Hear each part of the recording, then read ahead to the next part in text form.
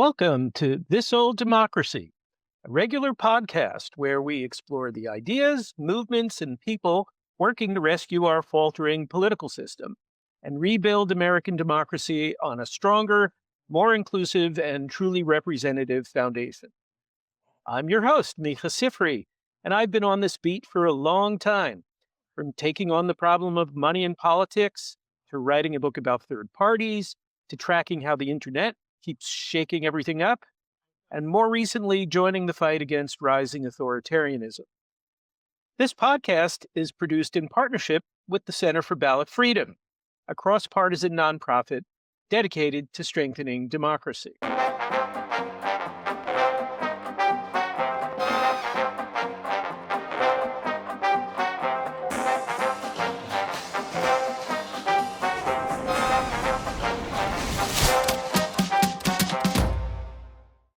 Today, I'm talking with Daniel Stid, a political scientist who has spent decades at the intersection of philanthropy, civil society, government, and democracy. From 2013 to 2022, he was the inaugural director of the Hewlett Foundation's U.S. Democracy Program.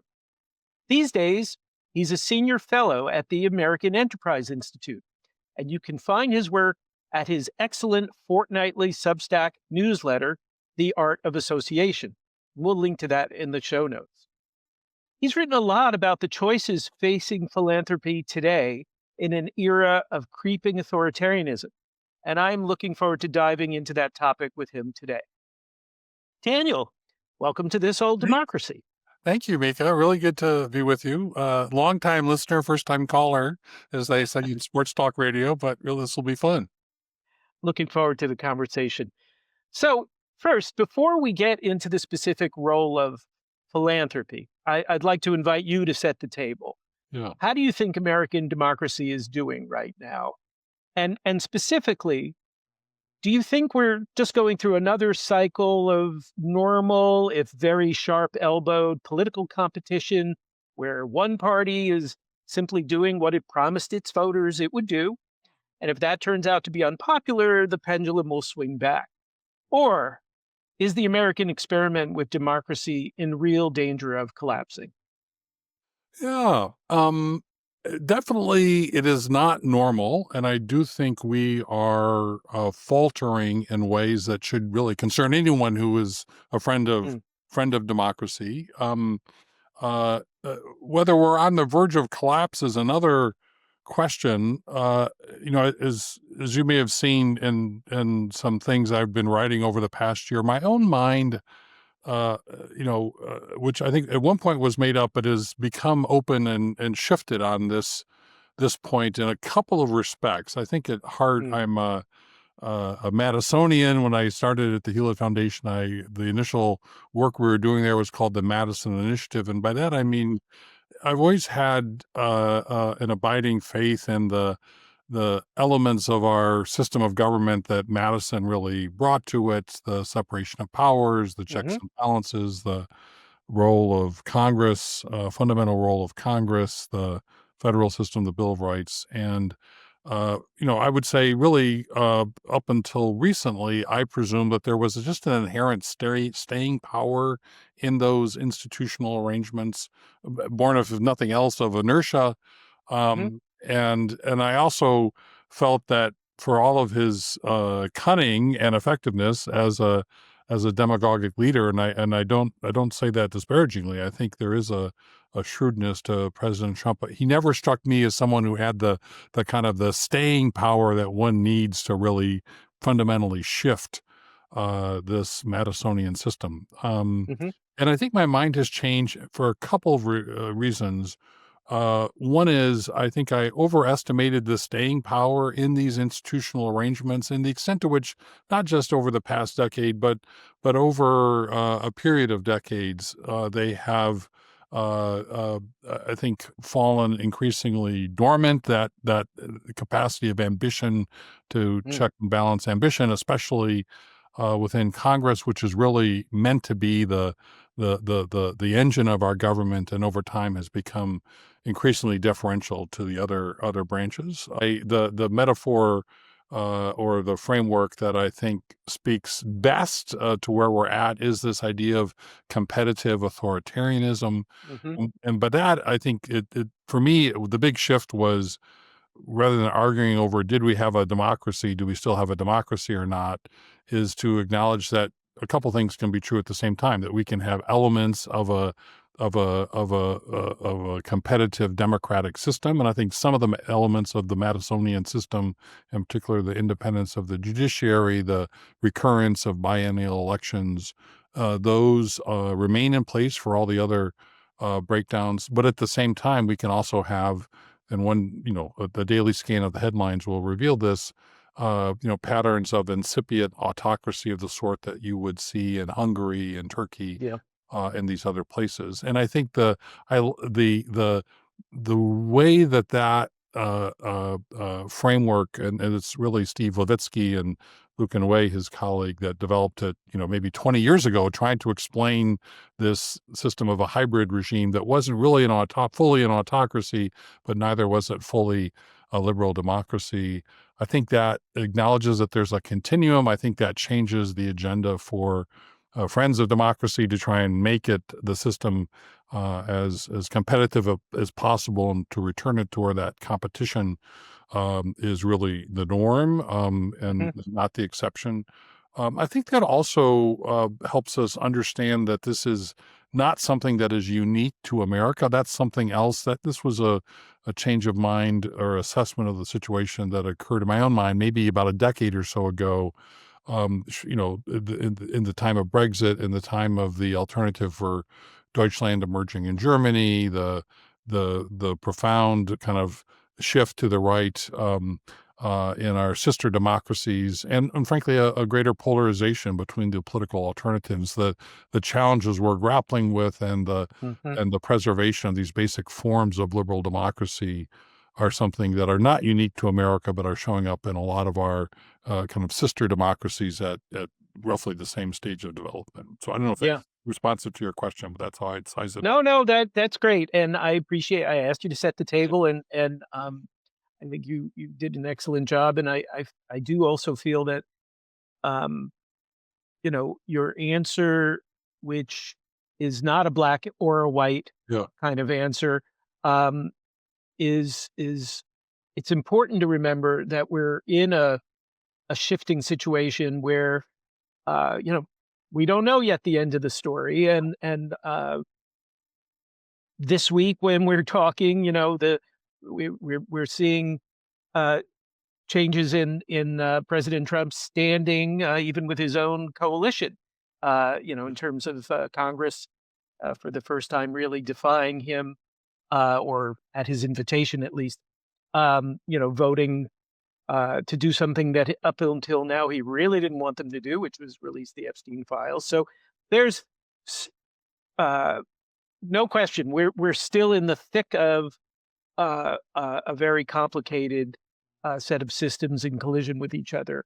The one that we're going to really zero in on today, and the one where you really bring a lot of experience, is the role of philanthropy uh, in affecting American democracy, and quite I don't think the philanthropic sector in Europe, where they do have many of the same problems that yeah, we have here, as you said, is anywhere near as big a player yeah, um, in terms of the investments that major foundations, as well as high net worth individuals, make to try and shape the political process, or the issues that come to attention and get addressed, or the organizations that get to have the capacity to influence the process in yeah, one direction or another. And you've really had you might call it a front row seat, or maybe even a seat at the main table. yeah, Being at one of the biggest foundations in America over this time, and many of our major foundations, left, right, and center, have been uh, looking at democracy and attempting to intervene in ways that they think will be helpful. But in your view, what and this is a big open question, Yeah. what have they been doing right? And maybe, also what have they been doing wrong? Because I know a big part of your Oh. argument is they've got to stop doing harm, that they actually have been doing harm. And this may surprise some of our listeners. So go ahead.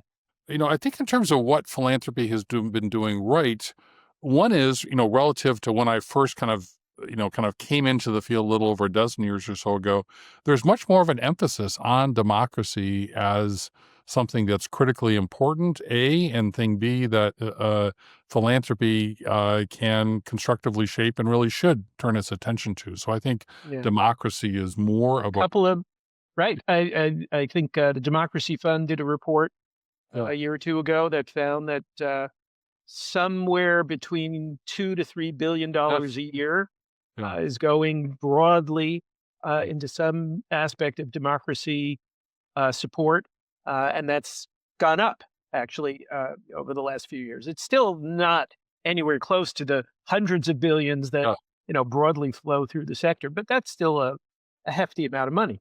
Yeah, a really good point, and there's certainly, more money coming in. I think there's also been an important and salutary shift to recognize that democracy, as an endeavor is not simply about the kind of electoral process reforms, things like nonpartisan redistricting, campaign finance reform, ranked choice voting, voting rights. All those things are important considerations and potential avenues for change. Those were really predominant in the field in the 2010s, first part of the 2010s. But to see democracy in depth as involving civil society and the extent to which people felt engaged in their communities, Mm, I think that has really come to the fore. I think a key juncture there was the Our Common Purpose report led by, and it's not a coincidence, led by Stephen Heinz of the longtime president of the Rockefeller Brothers Fund, who always had this very holistic conception of democracy. And the other co-leads were Danielle Allen, a professor at Harvard, Eric Liu at Citizen University. And then there's longstanding people, Peter Levine, Hari Hahn. There's a number of mm, scholars mm, and practitioners. You yourself and some of your institutional platforms have contributed to, I think, a more holistic conception mhm, of democracy in depth. So those are the things that philanthropy has gotten right. In terms of what it has gotten wrong, I'll just make an observation.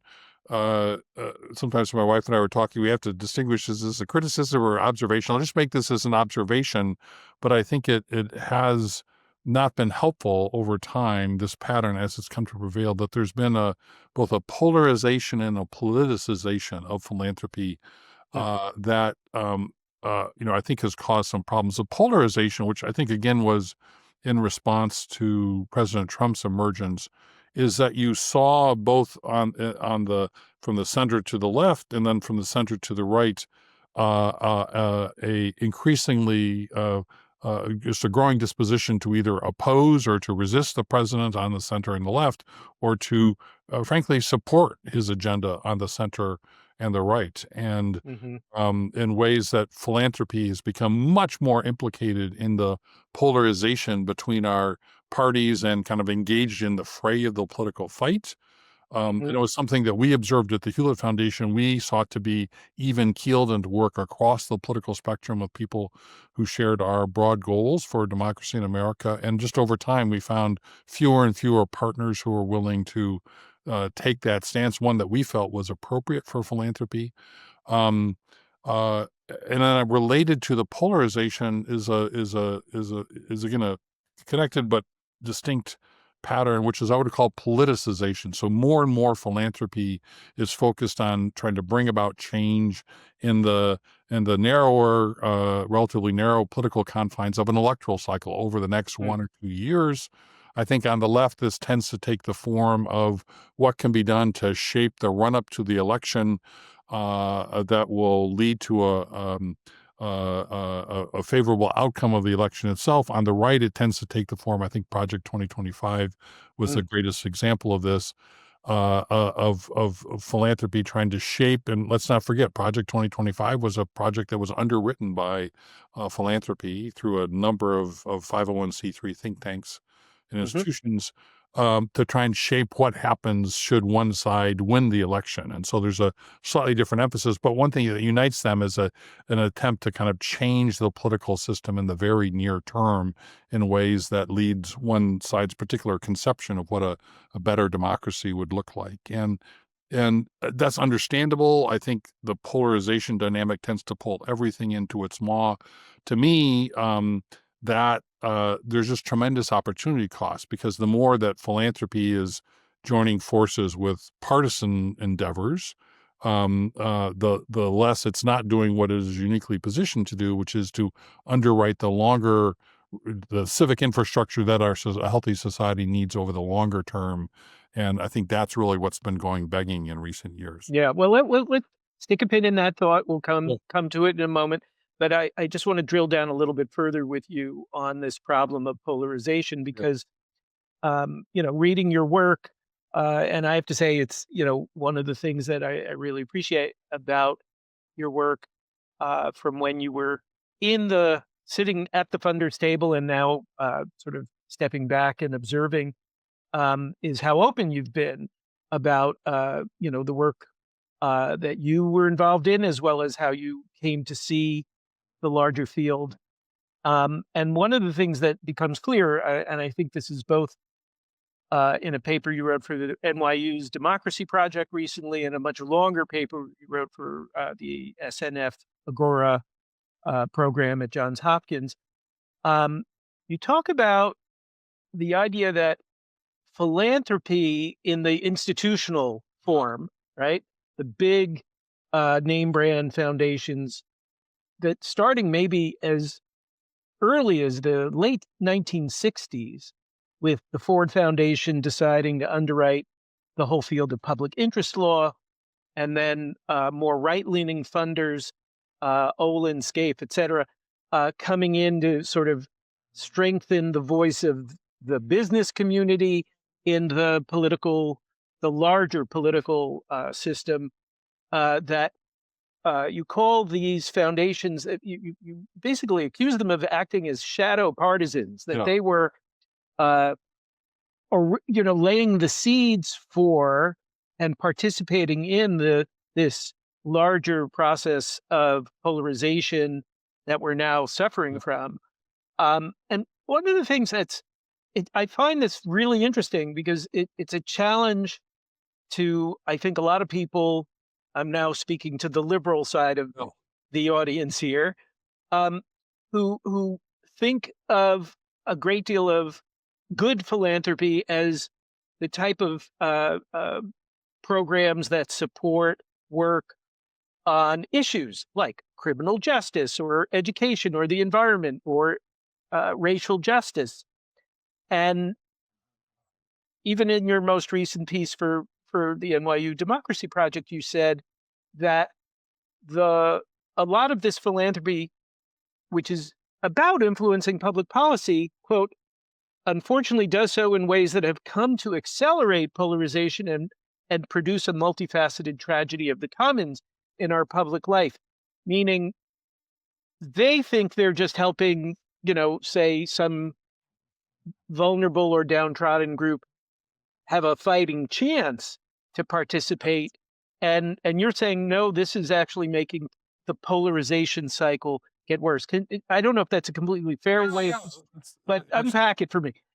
I should retain you as a ghostwriter. You said very clearly something that I've struggled to articulate. I mean, a couple of things. This notion of shadow partisanship, that's a term I borrow from my AEI colleague Rui Teixeira and his co-author John Judas. And they wrote a great book that I would commend to especially your liberal and progressive audience members, called "Where Have All the Democrats Gone?" They write as friends of the Democratic Party that have, I've been frustrated by its inability to retain the working class voters that have long served as the base of that party. And the phenomena that they've observed, and it's one that you described, really goes back to the 60s and 70s, is that over time, this was certainly the case with institutional foundations like Ford on the left and Bradley and Scaife and the Olin Foundation on the right.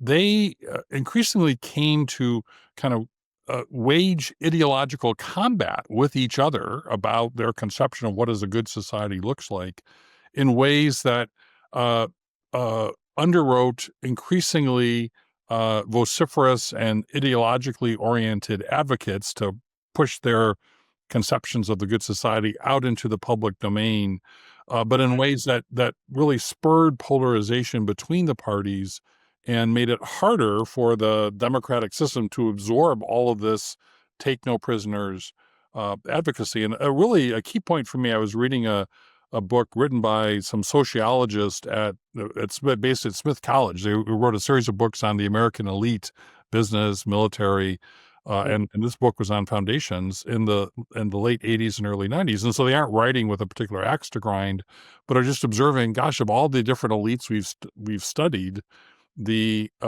foundation or philanthropic elite is the most ideologically polarized. So this was 30 years ago in the 1990s. And as they notice, this is true on the left, and it's true for that portion of groups on the right that are underwriting public policy and advocacy. And they were, I just thought, eerily prescient in recognizing, and this is something they wrote in the mid-90s, that this seems really inconsistent with our democratic system. And it's not hard to imagine a people that increasingly get extreme viewpoints superimposed on the democratic process, looking for some sort of populist or demagogic character that will just cut through all of this elite activity to reorient policy. Now, whatever one thinks about President Trump, what is interesting is the extent to which, on numerous dimensions, he has not been an ideologue and really jumbled the traditional policy commitments of the Republican Party on a range of issues, but has spoken, kind of leveled the anti-elite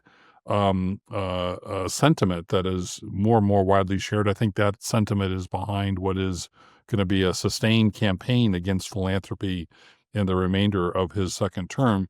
To pick up on your broader point, I think what we don't always understand when we talk about philanthropy and support of democracy is that's really a smaller part of the total amount of philanthropy that's flowing from big private foundations and individual donors. So, for example, the program I led at the Hewlett Foundation was one of the largest in the country, focusing on democracy. And we were, by the time I left, spending roughly 20 to 20 million annually in support of democracy. That was roughly about 5% of the foundation's total spending. It was focused much more resources on climate, on education and the environment, global development. And that's true at most other large foundations and with most individual funders, which is the bulk of their philanthropy goes to advancing policy solutions in these other issue areas: immigration, climate, political economy, criminal justice. And this is true on the left, and it's true on the right. And insofar, whatever foundations might be doing to try and strengthen democracy, if in these other policy domains they are funding advocates who see no need to compromise and are pushing views that are really far outside the mainstream, it leads to what I call this tragedy of the commons. And a tragedy of the commons, is basically when rational actors, be they institutions or individuals, are doing what's rational for them, but ultimately undermining their interests because they're ruining the system in which they need to function. And it operates at three levels. So the first level is, I think both parties have really struggled to win a compelling majority for their perspective, because I think they are espousing worldviews that don't really resonate with most voters. And I think this is certainly is true for the current administration, which is historically unpopular in terms of people's support for it. It's also true, I think, for its predecessor, the Biden administration. So the parties struggle to gain the kind of enduring and broad majority they need to govern. Policy coalitions struggle to gain those majorities. It undermines faith in our political system, and I think ultimately undermines faith in democracy. Right. So this is, to use the vernacular that popped up a little bit in the wake of Kamala Harris's loss, it's all because of the groups, meaning the nonprofits, advocacy groups that have amassed enough power to impose litmus tests on aspirants to high office, Yeah. and their incentives are all about just getting politicians to check off boxes, not necessarily to build broad coalitions. Yeah. I mean, this is, we could debate this, and I think the challenging thing for a lot of people who care about America becoming a meaningful democracy, which maybe we've only been since the mid 1960s, Yeah. with things like the Civil Rights and the Voting Rights Act, um, is how do we get to a place where everyone is able to participate in some relatively equal way when economic concentration of power tilts our system. And by the way, foundations are part of that, Yeah. Yeah. they're the result of concentration of power. Um, but I don't think, Daniel, that you're arguing that what we need is for the big foundation sector to essentially withdraw from supporting advocacy, research advocacy, Yeah. education, all the things it does in the C3 vein, uh, on a whole range of issues. Because without a lot of that, I mean, Yeah. the American political process might look Yeah. vastly worse. Yeah. Right. So you No. know, Let me I'm, clarify. Yeah, I mean, yeah. absolutely not. I do definitely feel there is a role for philanthropy to play in Mhm. policy advocacy and the kind of responsible pluralism that I think Yeah. philanthropists need to practice. We can talk more about that. Does not at all suggest they need to fund different things than they're already doing. It's not the what they're funding, but the how they're funding it that is Mm. key. And I think, for example, one of the kind of basic elements of responsible pluralism is forming broad, kind of ideologically diverse coalitions. Why? Because those are the kinds that can succeed in our Mhm. politics. And so if you want to have a humane and welcoming environment for immigrants in this country, you know, at the federal level to have policy that speaks to that. At some point down the road, you're going to need to have a secure border and the kind of the legal enforcement of that is anathema, including deportations. That is anathema to many of the advocacy groups underwritten by philanthropy and the left. And then the absence of that, the likes of the agenda that Stephen Miller and his colleagues are pursuing is going to be the one that is pursued. So if there's no kind of enforcement of border regulations and the scene that is indelible in my mind, maybe it's one you were thinking of too, is in the 2020 primary election campaign. I don't know exactly the question. I think it was, should we effectively decriminalize illegal immigration at the border? And it was one of these questions that was asked of I think there's probably then a dozen or so Democratic candidates. All of them, with the exception of notable exception of Michael Bennett, who soon left the primary, everyone raised their hand saying, yes, we should decriminalize Mhm. illegal immigration. That is a view that is the norm and the basic expectation of the advocacy groups, most of which are underwritten by philanthropy. It is not something that is a mainstream view in the country. And so Yeah. if you want to have policy made, you've got to find a way to have not 50% plus one that will set up an executive order that moves policy so radically back from one extreme to the other, but rather a bill passed by Congress, which by definition is going to leave everyone somewhat unsatisfied. Yeah. Yeah. And that gets us off topic into why doesn't Congress work, which Yeah. I don't want to go into. Yes. But You with the need a time whole that podcast series to take out that deep. But well, I mean, but the intervention that you are trying to argue for, is responsible pluralism, which is to say, an approach that says we need to strengthen the mechanisms by which Americans yeah, who disagree with each other yeah, find a way to compromise or to work together. So, what are some examples yeah, that, to your mind, are doing that people should pay attention to that hold promise for you? yeah. So, uh, I think there's a few things I'll just touch on. Let me talk about some general steps and then some philanthropic initiatives that are doing that. One is, I think, for philanthropy to recognize, oh, we have a responsibility not just to further our particular, any given philanthropist, they're welcome to further their policy agenda, but they, in effect, have to leave the American political system in as good a shape, if not better, than when they found it. So when I was in a Boy Scout, if I ever went to a campsite, the mantra was, we have to leave this campsite in as good or better shape than when we found it. And I think the philanthropy needs to take on that same Uh-huh. responsibility. They need to recognize that probably requires them to have more viewpoint diversity within their circle of staff and advisors. Not that they need to be completely proportional representative, but they need more viewpoint diversity than they have now. They need broader and more encompassing coalitions. They need to invest in the longer term. Mm. They need to invest in ways that give not just money, but the initiative to grantees. So anyway, so that's Amen. Amen to that. so a few groups that I think are moving in this direction. One that I think very highly of, which emerged out of that Our Common Purpose report. Stephen Heinz was very instrumental in setting this up, as the Trust for Civic Life, which is Hmm. a pooled fund in which a broad array and diverse array of funders at the national level, ranging from Rockefeller's Brothers Fund and the Packard Foundation, the Omidyar Network, maybe more on the center and on the left, and to Stand Together, which is Charles Koch's philanthropic network on the right, have pooled their funds to support civic life in rural and small town America.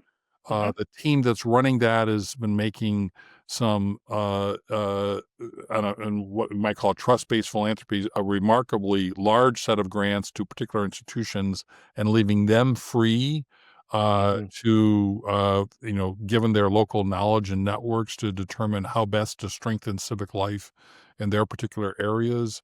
And in doing so, they're really honoring the pluralism that is built into the geographic diversity of the country. I see that as a Yeah. very promising initiative. I was involved when I was at the Hewlett Foundation setting up the New Pluralist Collaborative, which was Hmm. one of the first of these efforts. I think it still holds promise. They have, the thing about, I think it was Oscar Wilde who said, the problem with socialism is it takes up too many evenings. I think the problem with pluralism is it may take up too many evenings. So Yeah. they are in the process of working through what version 2.0 of the New Pluralist Collaborative looks like. But I think that instinct for pluralism, of recognizing, boy, we live in a big, diverse country. We're never all going to see eye to eye. How can we kind of come together and have that modicum of agreement that will enable us to take some collective action to achieve goals we have in common? I see that as being very constructive. In the election space, the Elections Trust Initiative, which was another program that Hewlett participated in, I was getting started, led by a great program officer, Vanessa Tucker, on our side. The Hewlett Foundation, the Pew Charitable Trust, the Klarman Foundation, and the Peterson Foundation have joined forces on a scrupulously bipartisan basis to support trust in elections. Mm. That's an area, and that's going back to things that philanthropy has done right. It's hard to state the extent to which our system of election administration over the past 15 years has become much stronger and more resilient. Now, at the same time, the headwinds that are bearing down on it, in the form of people attacking the legitimacy of the system, including most notably, but not only, President Trump, have maybe made it hard to recognize that. But I would say it's only because our system was made more resilient and its integrity was improved through these efforts of philanthropy that it's been able to withstand these new onslaughts. Anyway, that broader election trust initiative is picking up on that same spirit. I think that is Mm. good. Hmm. And so I think a couple, to pull the camera back, what are these types of initiatives doing? One is they're thinking about the longer term, so they see their work as being, something that will take a decade or more, not something that can be solved or is targeted on the next year or two. They're working quite intentionally on a cross-partisan or non-partisan basis. And thing three, they're really being attentive to democracy on the ground in particular places with particular people and groups, and the pluralism that comes with that. That I think is Mm, a really promising direction. yeah. Well, I thank you for mentioning all of those initiatives, and we will include links to them Yep. in the show notes. And if anything, that you've stimulated a lot of thoughts for further investigation by us here at This Old Democracy. Yeah. Um, we're almost out of time, so I wanted to just make sure if there was anything we didn't get to touch on that you were really hoping we would. Um, it, we have Yeah. a few minutes for that. Yeah. Um, Yeah. So two things. I mean, one would be we've been talking a lot about the need to strengthen and bolster civil society, which I think is really important. mhm, Um, but I don't want to suggest that somehow the political domain will right itself on its own. That is somehow a an unseemly area for work. I think politics is critically important. There's a great book on the shelf behind me by an Englishman named Bernard Crick. Literally, the title is "In Defense of Politics," and his point is that mhm, politics is the mechanism through which a free people resolves its differences and figures out how to hang together and live peacefully together. And so, I wouldn't want anything I've said here to somehow undermine the importance and legitimacy of political engagement, political activity of political parties. You and I. And other guises have worked together to strengthen, for example, fusion voting. mhm. I think we need to get our parties back in a better place so that they can serve, as Alexis de Tocqueville Yeah, once, as I great three schools of democracy. So, agree, and I think also the where we also agree is the need to open up the system yeah. uh, because the polarization dynamic now, Yes. as you said, it's almost like a black hole sucking Yeah. everything into its maw and making us more divided than we actually Yeah. are. Yeah. And that unless we address the system element of that, not that one party over the other one needs to be the one we favor, but that the system itself uh, is dividing us and disincentivizing the sort of pluralistic approach that I think Yeah. we totally agree. So thank you, Daniel. I want to end with the question I ask everybody at the end of these podcasts because I do think we are in a unusually challenging period. The news is often bleak or worrisome because in many cases those old Madisonian guardrails haven't Yeah. been working the way a lot of people maybe took for granted. So, how do you cope? I mean, just at the personal level, Yeah. this is really more meant to be a more of a personal question, which is Yeah. just what's your approach? How do you stay grounded? How do you stay hopeful? Yeah, no, it's a really good question. Uh, and I guess I would describe generally how I cope by trying to let go of what I've come to realize in recent years has been what in my religious tradition, perhaps traditions of your listeners also, the different traditions have this idea, is a disordered attachment to democracy in America. And what do I mean by disordered attachment? Hmm, It's when you are attached to something that on the face of it is not wrong, like being part of a good family or having professional success, um, or being known for your contributions to the world.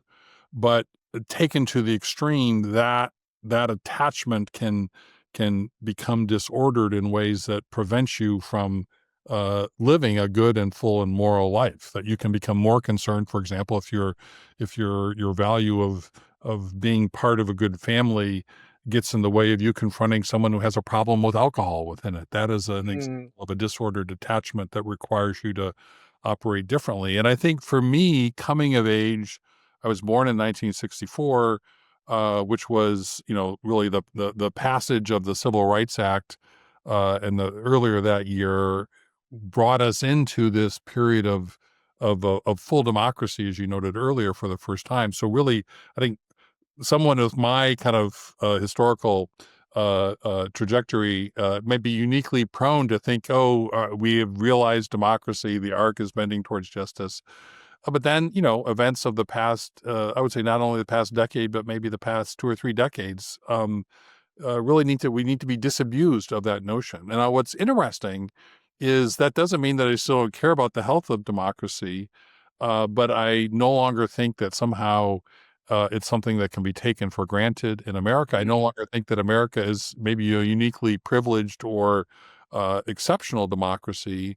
But this is the paradox I've discovered. It actually leads me to be even more dedicated to it. It leads me to take more solace from the the work of the great dissidents and the old Soviet bloc, people Mhm, like Lech Walesa and Václav Havel, the mhm. hardships that they had to endure to support democracy, or even in our own country. I just this earlier this summer, I'd never read the Taylor Branch histories of the civil rights era, and I Uh, just started off with the first volume. And the again, in my lifetime, what's interesting is this was not ancient history. yeah, This is in the mid 1960s. The heroism and the confrontation of brutality with yeah, just extremely moral and nonviolent and courageous stance. And so every now and then, if I find myself getting down, it's, I think about, okay, well, it's because I'm,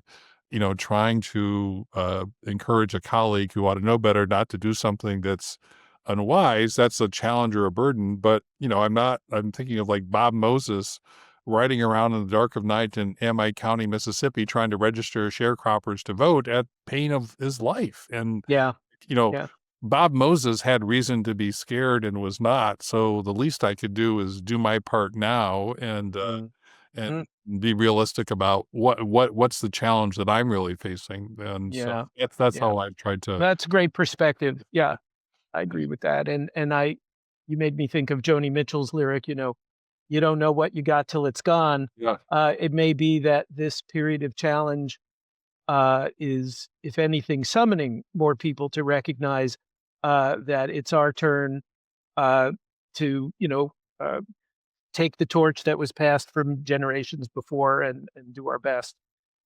Yeah. Well, thank you. And I want to say, as always, that's it for this episode of This Old Democracy. If you found today's conversation thought provoking, please share it with a friend, leave us a review, subscribe on Apple Podcasts, Spotify, or whatever podcast platform you use. To learn more about our work and our partners at the Center for Ballot Freedom, visit centerforballotfreedom.org. I'm Micah Sifry. I'll be back soon with more episodes covering the people and ideas fighting to renew, repair, and rebuild this old democracy because it's ours and it's worth saving. Thanks for listening and stay engaged.